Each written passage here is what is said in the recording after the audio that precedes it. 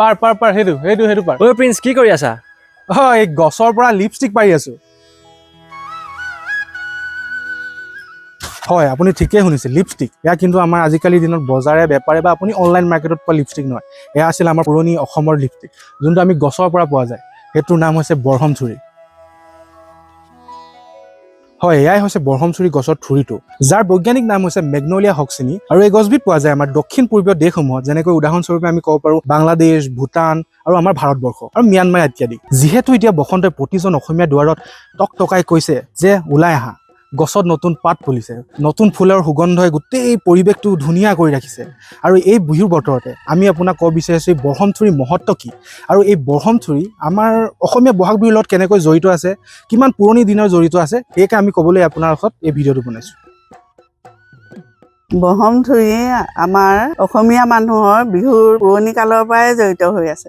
আমি যেতিয়া গাভৰু আছিলোঁ তেতিয়া সকলোৱে মিলি একেলগে আমি জেতুকাৰ লগত খুন্দি পিচি লৈছিলোঁ, হাতত ৰং বুলাইছিলোঁ আৰু ওঠত লগাইছিলোঁ, ওঠত ৰং বুলাইছিলোঁ। তেনেকৈ আমি হাঁহি ধেমালি কৰিয়ে পাৰ কৰিছিলোঁ। আজিকালি ল'ৰা ছোৱালীবোৰে এইবিলাক একো চিনিয়ে নাপায়, বৰহমথুৰি কেনেকুৱা। সেইটো আপুনি ভুল কাৰ ভাবে? সেইটো ভুল আমাৰ ডাঙৰবোৰৰে বুলি ভাবোঁ, কাৰণ কেলে আমিবোৰে চিনাকি কৰি নিদিলোঁ সিহঁতক। আগৰ পৰাই যদি এইবোৰ প্ৰচলিত হৈ আহিলেহেঁতেন, এতিয়াও ল'ৰা ছোৱালীয়ে হয়তো চিনি পালেহেঁতেন।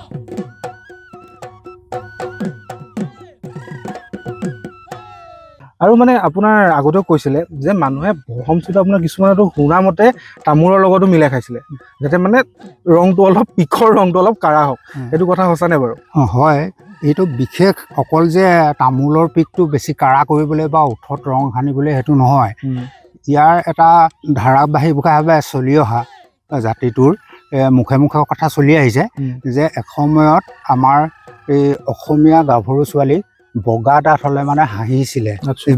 গতিকে সেই সময়ত বহুত ছোৱালীয়ে দাঁতবিলাক বুলাই পেলানি ক'লা কৰি পেলাইছিলে। কিন্তু তাৰ পক্ষে এটা লাভো হৈছিলে, কাৰণ দাঁতত একো ৰোগে আক্ৰমণ কৰিব নোৱাৰে। বৈশিষ্ট্য আছিলে সেইটোহে।